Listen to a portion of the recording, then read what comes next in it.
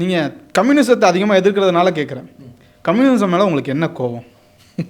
எல்லாமே கோவம் தான். ஏன்னா அவங்களுடைய ஐடியாலஜி அப்படின்றது அடிப்படையில் வந்து ஒன்று நீங்கள் எக்கனாமிக்கலி பார்த்தீங்கன்னா அது வந்து ப்ராக்டிக்கலி பாசிபிளே கிடையாது. ஒரு நீங்கள் ஒரு எக்கனாமிக் பார்வையில் பார்த்தீங்கன்னா அவங்களுடைய கொள்கை எங்கேயுமே ஜெயிச்சது கிடையாது.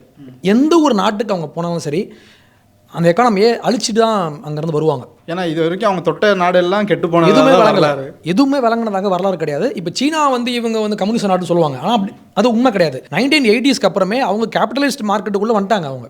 அதனால தான் இன்றைக்கி அவங்க மேலே இருக்காங்க. வெனிசுவேலா, கம்போடியா, கியூபா, இது மாதிரி எந்த நாடுமே அவங்க உருப்பட்ட மாதிரி வரலாறே கிடையாது. எப்பவுமே கம்யூனிசம் தொட்டா கெட்டந்தான். ஆமாம் ரைட்டா. அப்போ இந்தியாலையும் இவங்க இப்போ என்ன பண்ணுறாங்க, சோசியலிசமே நமக்கு தீர்வு அப்படிலாம் பேசுகிறாங்க. ஆனால் கம்யூனிஸ்ட் கட்சிகளுக்கு இங்கே ஓட்டு அப்படின்றது லெஸ் தென் 2%. அதிகபட்சம் பார்த்தா இன்றைக்கும் இருக்கிறது இந்த கேரளா மாதிரி, கேரளாவில் ஒரு ஸ்டேட்டு, அதை தாண்டி தமிழ்நாட்டில் திமுகவோட ஒட்டி இருக்கிறதுனால 1-2 அது கொஞ்சம் அந்த மேற்கு வங்கம் போனால் கொஞ்சம் பார்க்க முடியுது. ஆமாம். ஆனால் மேற்கு வங்கத்திலுமே இப்போது அவங்களுடைய ஹோல்டு இப்போ இல்லை. அப்போ என்னன்னா இவங்க வந்து இவங்களுடைய ஓட் பர்சன்டேஜ் வந்து 2%. ஆனால் இவங்களுடைய ஓட் அப்படின்னு பார்த்தீங்கன்னா லெஸ் தென் 2%. ஆனால் இவங்களுடைய ஐடியாலஜி அப்படின்றது எல்லா இடத்துலையும் பரவி இருக்கு.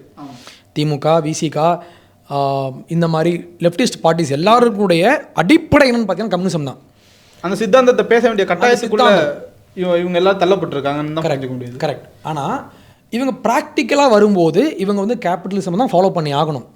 இப்போ நம்ம கேரளாவில் இப்போ ஒரு 2 வீக்ஸ்க்கு முன்னால் நம்ம தோழர் பினராயி விஜயன் ஒரு போர்ட் ஒன்று திறந்து வச்சார். நம்மளுடைய அதானியினுடைய ஒரு லாஜிஸ்டிக்ஸ் பார்க் 600 கோடி ரூபாய்க்கு அவர் வந்து இன்வெஸ்ட் பண்ணியிருந்தார். இவங்க என்ன பண்ணுவாங்க, அமெரிக்க ஏகாதிபத்தியமே, அதானியை வெளியே போ அப்படிலாம் பேசுவாங்க. தமிழ்நாட்டில் அப்படி தான் பண்ணிட்டு இருக்காங்க. இங்கே வந்து எங்கெல்லாம் அதானியினுடைய போர்ட் அமையுதோ ஃபஸ்ட்டாலாம் வந்துடுவாங்க.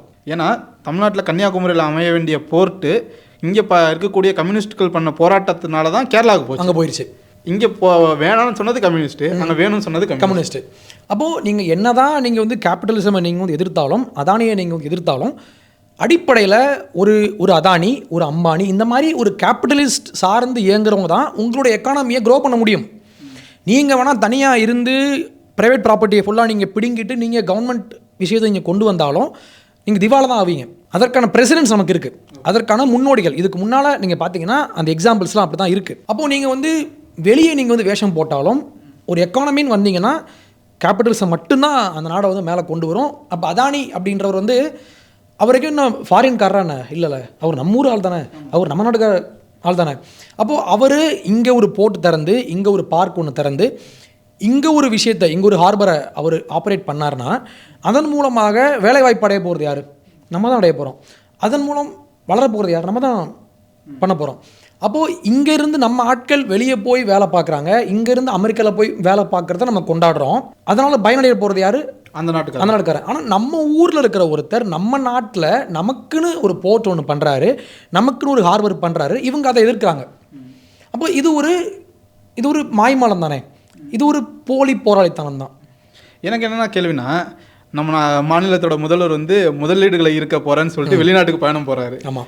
ஆனால் இந்த தமிழ்நாட்டில் யாராச்சும் முதலீடு பண்ண வர அதானி மாதிரியோ இல்லை வேறு அம்பானி மாதிரியோ யாராச்சும் வந்தாங்கன்னா விட்ருவாங்க. நீங்கள் வந்து பாசிச பாஜகவுக்கு ஆதரவாக இவங்க வந்து திணிக்கிறாங்க, இங்கே இருக்கக்கூடிய வளங்களை அழிக்க வராங்க, இங்கே மக்களோட சுரண்ட வராங்க, இது முதலாளித்துவம் இப்படி பேசி வரவங்களை விரட்டுறாங்க. இங்கே வர்ற எந்த ஒரு ஃபேக்ட்ரியுமே, எந்த ஒரு பெரிய பெரிய ஃபேக்ட்ரிஸ், பெரிய பெரிய கார்பரேஷன்ஸ்லாம் ஓடிடுவாங்க. ஏன்னா இங்கே அவ்வளோ ப்ரெஷர் பண்ணுறாங்க. ரைட்டா? இப்போ இங்கே பண்ணாங்களே தூத்துக்குடி ஸ்டெர்லைட் ஆலையில் வந்து பண்ணாங்களா, காப்பர் அப்படின்றது அவ்வளோ ஒரு எசென்ஷியலான ஒரு காம்போனன்ட். எந்த ஒரு இது பண்ணுறதுனால பேசிக்கு காப்பர். ஆமாம். இப்போ நீங்கள் ஒரு ஃபோன் மேனுஃபேக்சர் பண்ணுறீங்கன்னா அதனுடைய பேசிக் யூனிட் வந்து ஒரு காப்பர் தான். அப்போது காப்பர் வேணும், ஐஃபோன் வேணும், ஆனால் ஃபேக்ட்ரி வேண்டாம். இது என்ன லாஜிக் இது? ஆக்சுவலி அந்த கழிவுகளை நம்ம வந்து ரெகுலேட் பண்ணணும், அது வேறு. அதை வந்து நம்ம டம்ப் பண்ணணும், அதை வந்து நம்ம அப்படியே ஓப்பனாக நம்ம வந்து டம்ப் பண்ண முடியாது, அதை நம்ம ரீசைக்கிள் பண்ணணும், அதெல்லாம் பண்ணலாம். ஆனால் ஒரே வார்த்தை இழுத்து மூடு அப்படின்னு சொல்லி போயிடுவாங்க. ஆனால் அப்படி இருந்தோன்னா க்ரோத் ஆகவே ஆகாது. ஒரு விஷயம் வளருதுன்னா அதனுடைய தீமையும் ஒன்று நடக்கும், அந்த தீமையை வந்து நம்ம ரெகுலேட் பண்ணணும். எப்படி அதை சரி பண்ணுறது? ஆனால் இங்கே வர்ற எந்த ஒரு விஷயத்தையுமே இவங்க வந்து வர விடாமல் தடுக்கிறாங்க. ஆனால் ஃபாரின் போயிட்டு நான் வந்து ஈர்த்து கொண்டு வரேன், 3000 கோடிக்கு கொண்டு வரேன் அப்படின்றாங்க. என்ன பயன்? இங்கே வந்து இங்கே இருக்கிற இதை பார்த்தோன்னா அவனும் ஓடிடுவான். அதாவது ஸ்டெர்லைட் பற்றி பேசுகிறதுனால ஆரம்பத்தில் எதிர்த்த அதே மக்கள் இன்றைக்கி அதை சுற்றி இருந்த எல்லா தொழிற்சாலைகளும் மூடப்பட்டு எங்களுக்கு ஸ்டெர்லைட்டை திரும்ப ஓப்பன் பண்ணால் ரொம்ப நல்லது அப்படின்னு பேசுகிற அளவுக்கு இன்றைக்கி மக்களை கொண்டு வந்து நிப்பாட்டியிருக்கு. ஆமாம், இப்போ நீங்கள் கேபிட்டலிசம் பார்த்தீங்கன்னா, கேபிட்டலிசம் இவ்வளோ காலம் இருந்து வந்தாலும் லாஸ்ட் இப்போ ஒரு 18th செஞ்சுரிக்கு அப்புறம் பார்த்தீங்கன்னா குளோபல் எக்கானமி அந்த ஜிடிபி அப்படின்றது அப்படியே ஒரு ஷார்ப்பாக வந்து ரைஸ் ஆகிருக்கும். எதனால் அப்படின்னா இண்டஸ்ட்ரியலைசேஷன், ஃபேக்ட்ரி. அப்போது இன்றைக்கும் தமிழ்நாடு இன்னும் மேலே வரணும் அப்படின்னா அந்த ஃபேக்ட்ரிஸ்லாம் உருவாகணும். இங்கே ஒரு இண்டஸ்ட்ரியல் க்ரோத் வேணும். நம்ம வந்து அக்ரிகல்ச்சர் வேணும். ஆனால் அக்ரிகல்ச்சரை மட்டுமே நம்பி நம்ம வந்து வாழ முடியாது. இப்போ சவுத் சைட்லாம் போனீங்கன்னா அங்கே என்ன ஃபேக்ட்ரிஸ் இருக்குது, எல்லாருமே இன்னைக்கு இப்போ தஞ்சாவூர், அது ராமநாதபுரம் இதெல்லாம் போனோம்னா அங்கே இருக்க பெரும்பான்மையாக வேலை தேடி இங்கே தான் வராங்க. சென்னைக்கோ பெங்களூருக்கோ இந்த மாதிரி அவங்க ஒரு கூலி தொழில் 10,000 ரூபா சம்பளத்துக்கே அங்கே கிடைக்கல அப்படின்னு சொல்லி இங்கே வர வேண்டிய கட்டாயத்தில் அவங்க இருக்காங்க. ஏன்னா இங்கே இருக்கிற எக்கனாமிக் ஜோன்ஸ் அங்கே கிடையாது. அப்போது இது வந்து பரவலாக்கப்படணும். அப்போ என்ன பண்ணலாம் அப்படின்னா இண்டஸ்ட்ரியலைசேஷன் அது நடந்தால் மட்டும்தான் எக்கானமி க்ரோ ஆகும். இது வந்து உலக அளவில் இதுதான் உண்மை. எங்கே போனாலும் சரி, எங்கெல்லாம் ஃபேக்ட்ரிஸ் க்ரோ ஆகுறாங்களோ, எங்கே தான் மெஷின்ஸ் க்ரோ ஆகுதோ அந்த ஒரு ஜோன் தான் ஒரு எக்கனாமிக் ஜோனாக வளரும். இவங்க என்ன பண்ணுறாங்க, எல்லாத்தையும் அப்படியே உடச்சிட்றாங்க. மரம் வாழணும், இப்போ ரோடு போடுறது கூட நீ வந்து காட்டு அழிக்கிற அப்படின்றாங்க. அப்போ எங்கே போய் நம்ம ரோடு போட முடியும்? ஓகே, ஒரு காலத்தில் ஆனால் ரோடை அழிக்கணும்னு நான் சொல்ல, ஆனால் அதை வந்து நம்ம ரெகுலேட் பண்ணணும். அதை நம்ம வந்து ஒரு சரியான மேற்பார்வையில் பண்ணணும். எப்படி அதை மக்களுக்கும் பிரச்சனை இல்லாமல் சுற்றுச்சூழலுக்கும் பிரச்சனை இல்லாமல் ஒரு வளர்ச்சி கொண்டு வர முடியும்னு பார்க்கணுமே தவிர அந்த வளர்ச்சியே இருக்கக்கூடாது அப்படின்னு இருக்கக்கூடாது. அப்போ நம்ம என்ன பண்ணோம்னா மாட்டு வண்டி ஓட்டிக்கிட்டு அப்படி தான் வந்து நம்ம காலத்தை ஓட்டுற மாதிரி இருக்கும். ஆனால் ஒரு சமூகம் எக்கனாமிக்கலி க்ரோ ஆகணும்னா ஒரே வழி இண்டஸ்ட்ரியலைசேஷன் மட்டும்தான் ஒரே வழி. 5ஆம் தமிழ் சங்கம் ஒன்று ஓப்பன் பண்ணியிருக்காங்க. ரைட். அது எனக்கு தெரிஞ்சு அவங்க ஆரம்பிச்சதுலேருந்து நீங்கள் அவங்களை போட்டு வம்பு கிழத்துட்டீங்கன்னு நினைக்கிறேன். ஏன் தமிழ் சங்கம் ஆரம்பித்ததில் உங்களுக்கு என்ன பிரச்சனை? இல்லை, அவங்க வந்து என்ன நோண்டுறாங்க, அவங்க என்னையே ட்ரால் பண்ணுறாங்க, அவங்க என்ன டேக் பண்ணுறாங்க. முக்கியமாக ஓகே, ட்ரால் பண்ணட்டும், ஒன்றும் பிரச்சனை இல்லை. ஆனால் டேக் பண்ணி யூத மனநோயாளியே அப்போல்லாம் என்ன டேக் பண்ணுறாங்க. இவங்களாம் யாருன்னா அந்த 5ஆம் யுக கட்சி, அந்த 5ஆம் யுக கட்சி அப்படின்ற ஒரு கட்சியில் அந்த டிசிபி பாண்டியனுடைய ஆட்கள். இவங்க என்ன பண்ணுவாங்க, ஸ்பேசஸ் போட்டு பேசுவாங்க. அதெல்லாம் நான் கேட்டிருக்கேன். அந்த ஸ்பேசஸ்லாம் கேட்டிங்கன்னா காதுகள் பாவம் இல்லையா அப்படி தான் தோணும். எந்த பிரச்சனைனாலும் சரி கடைசியாக கொண்டு வந்து யூத பிராமணன் அப்படி முடிச்சு விட்ருவாங்க. எனக்கு புரியல, யூதர்களுக்கும் பிராமணர்களுக்கும் என்ன சம்மந்தம்? அது அவங்களுடைய ஐடியாலஜி படி என்னன்னா, யூதர்கள் வந்து இங்கேருந்து வந்தாங்க, வெளியேருந்து வந்தாங்க, அவங்களுடைய டெசண்டன்ஸ் தான் பிராமின்ஸ்னு அவங்க நம்புகிறாங்க. அதாவது இங்கே யூதர்களுடைய டெசண்டன்ஸ், இங்கே இருக்கக்கூடிய பிராமணர்கள் யூதர்கள்லேருந்து வந்த யூதர்கள் அப்படின்றது அவங்களுடைய ஒரு நம்பிக்கை. இதுக்கு என்ன ப்ரூஃப் இருக்குது? என்ன இவங்க எங்கே போய் படிச்சுட்டு வந்தாங்க? வெறும் கட்டு கதைகள், அவ்வளோதான். எதுக்கு எடுத்தாலும் பரசுராமன் வந்து வெளியேருந்து வந்தான், அவன் கடல் மார்க்கமாக வந்தான், பரசுராமனுடைய வாரிசுகள் தான் இன்றைக்கி இருக்கிற ஜூஸும் பிராமின்ஸும் அப்படின்னு சொல்லி பேசுவாங்க. இப்போ என்னென்னா, இது ஒரு ஃப்ரிஞ்ச் எலிமெண்ட்டாக இருந்தால் பரவாயில்ல. ஆனால் இப்போ என்ன பண்ணுறாங்க, இது ஒரு மெயின் ஸ்ட்ரீமுக்கு கொண்டு வராங்க. இப்போ இது ஒரு மெயின் ஸ்ட்ரீமாக கொண்டு வந்து அந்த ஐடியாலஜியை மக்கள்கிட்ட பரப்புகிற வேலையை பண்ணிகிட்டு இருக்காங்க. அதுவும் பார்த்தீங்கன்னா இவங்களுடைய அடிப்படை கொள்கை அப்படின்றது தமிழ் நேஷனலிசம். அது ஒரு நல்ல விஷயம் தான். ஏன்னா நம்மளுடைய தமிழ் மக்களுக்கான ஒரு அரசியல் ஓகே. ஆனால் அது தமிழ் நேஷனலிசம் அப்படின்றதையும் தாண்டி அங்கேருந்து ஒரு டிரான்ஸ்ஃபர்மேஷன் ஆகி அது இப்போ எப்படி மாறி போயிடுச்சுன்னா எத்னிக் சவுனிசம். தமிழ்நாட்டில் இருந்து தான் எல்லாமே வந்துச்சு, தமிழ் மொழிகளில் இருந்தால் உலக மொழிகள்லாம் தோன்றுச்சுன்னு பேசுகிறாங்க இவங்க. அப்போ தமிழுக்குன்னு ஒரு பெருமை உண்டு, அதை நம்ம கொண்டாடலாம், அதை நம்ம மதிக்கலாம், எல்லாம் பண்ணலாம். ஆனால் ஆங்கிலம் தோன்றியதே இங்கேருந்து தான் தோன்றிச்சு, தமிழிலிருந்து தோணுச்சு. ராவணன் அப்படின்ற அந்த பேர் வந்து ரேவன் அப்படின்ற ஒரு காக்கா கிட்ட இருந்தால் வந்துச்சு. ராவணனுடைய பெயரில் இருந்தால் ரேவன் வந்துச்சு. அப்போது ஆங்கிலத்தில் உள்ள எல்லா பெயர்களுக்கும் மூலம் யாரா தமிழ் மொழி அப்படின்னு பேசுகிறாங்க. இன்னும் ஒருபடி மேலே போய் மன்னர் மன்னன் அவர் என்ன சொல்கிறாரு, தமிழ்நாட்டு மன்னர்கள் தான் மின்சாரத்தை கண்டுபிடிச்சாங்க, முருகன் தான் வந்து எக்ஸ்ரேவை கண்டுபிடிச்சாரு. இது வந்து நம்மளுடைய இதை வந்து வெளியே உள்ளவங்க கேட்டாங்கன்னா சிரிப்பாங்க. அப்போ நமக்குன்னு இருக்கிற உண்மையான அந்த ஒரு பெருமையை நம்ம பேசலாம், நம்ம பேசணும்.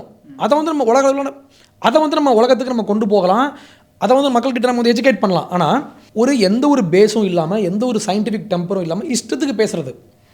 என் பேர் பால், அப்போ மாட்டுப்பாலுக்கு பால்ன்ற பேர் வந்து என்கிட்ட தான் வந்துச்சு, நான் சொன்னால் எப்படி இருக்கும்? இதை உண்மையை நம்புகிறாங்க. இதை நம்பி இப்போ என்ன சொல்கிறாங்க, அவங்களுக்குன்னு ஒரு கட்சி ஒன்று ஆரம்பித்து இவங்க என்ன பண்ணுறாங்க, இப்போது அடுத்த ஆண்டு நடக்கிற எலெக்ஷனில் நாங்கள் தான் ஆட்சியை பிடிப்போம். இப்போ திமுக அதிமுக விஜய்லாம் இல்லை, அவங்க கிடையாது, ஸ்ட்ரெயிட்டாக இவங்க தான். யார்? டிசிபி பாண்டியனுடைய அந்த பார்ட்டி, ஐந்தாம் யுக கட்சி. அவங்க டைரெக்டாக ஆட்சியை பிடிச்சிடுறாங்க. ஆமாம், நேரடியாக போயிடுறாங்க, நேராக போயிட்டு அங்கே போயிடுறாங்க, கோட்டைக்கு போயிடுறாங்க. அப்போது இது ஒரு கல்ட். இது தமிழ் தேசியம் பேசுகிற சீமானுக்கு தெரியுமா இந்த மாதிரி? சீமான் ஃபஸ்ட்டு இப்படி தான் பேசிகிட்டு இருந்தார். நீங்கள் பார்த்தீங்கன்னா இப்போ 2018 பார்த்தீங்கன்னா அவர் பேசுகிறாரு, அந்த பாபா சிம்பிள் இருக்கு இல்லையா, அந்த பாபா சிம்பிள் வந்து இலுமினாட்டி. ஆமாம், நானும் பல அப்படின்றத அண்ணன் பேசியிருப்பாரு. ரஜினி அரசியலுக்கு வரும்போது நீ இதை பார்த்தியா, நீ இதை பார்த்தியா அப்படின்ட்டு இருப்பாரு. அப்புறம் என்ன சொல்லிருப்பாரு, ஜூ மட்டும்தான் போப்பா ஆக முடியும். அப்போ இருந்த போப்பை காமிச்சு போப் வந்து கையை இப்படி காட்டுறாரு, ஏன்னா அவர் ஒரு ஜூன்னு சொல்லியிருப்பாரு. ஆனால் இது போய் எப்பவுமே ஜூ வந்து போப் ஆக முடியாது, ஏன்னா ஜூஸ் வேற, இது கேத்தலிக் கிறிஸ்டியானிட்டின்றது வேற. ஓகே, அப்போது அண்ணனுக்கு யார் இன்ஸ்பிரேஷன்னா இந்த கோஷி தான், இந்த பாரிசாலன், இந்த டிசிபி பாண்டியன், இந்த மாதிரி ஆட்கள் தான் அண்ணனுக்கு இன்ஸ்பிரேஷன். ஆனால் அண்ணன் இப்போ அங்கேருந்து வெளியே வந்துட்டாரு, அது நல்ல விஷயம். ஆனால் இது வந்து இந்த ஒரு எத்னிக் சவுனிசம் அப்படின்ற விஷயத்தை வந்து இவங்க இன்னும் அக்ரெசிவாக கொண்டு போயிட்டு இருக்காங்க. இது வந்து நம்மளே அசிங்கப்படுத்துகிற ஒரு விஷயம். அதாவது இவங்க பண்ணுற ப்ரொபகண்டானால நம்மள்ட்ட இருக்கிற உண்மையான பெருமைகள் கூட இவங்க இதுவும் சும்மா இவங்க சொல்கிற உருட்டுகளாக இருக்கும் அப்படிங்கிற மாதிரி ஒரு சூழ்நிலை கொண்டு போயிடுது. உண்மை அப்படிதான் போகுது. Correct, exactly. இந்த மாதிரி ஆட்கள்லாம் பார்க்கும்போது உங்களுக்கு எப்படி தோணுது? நமக்கு ஒரு பக்கம் சிரிப்பாக வந்தாலும், ஆனால் இவங்கள தான் நான் வந்து சீரியஸாக எடுத்துப்பேன். ஏன்னா இன்னைக்கு ஃப்ரிஞ்சாக இருக்கிறவங்க தான் நாளைக்கு வருவாங்க. ஏன்னா இவங்களை வந்து இன்றைக்கி யங் பீப்புள் ஃபாலோ பண்ணுறாங்க. அவங்க வந்து படிக்கிறது இல்லைல்ல, அப்போ என்ன பண்ணுறாங்க, ஆன்லைனில் யாரெல்லாம் பேசுகிறாங்களோ அவங்கள அப்படியே ஃபாலோ பண்ணுறாங்க. அவங்களுக்கு ஒரு லார்ஜ் கேதரிங் ஒன்று ஃபார்ம் ஆகுது. இன்றைக்கி இவங்க ஃப்ரிஞ்சின்னு சொல்லி நம்ம விட்டு வச்சோன்னா நாளைக்கு இவங்க வளரும்போது இவங்க ஒரு பெரிய ஒரு ஃபோர்ஸாக மாறுவாங்க.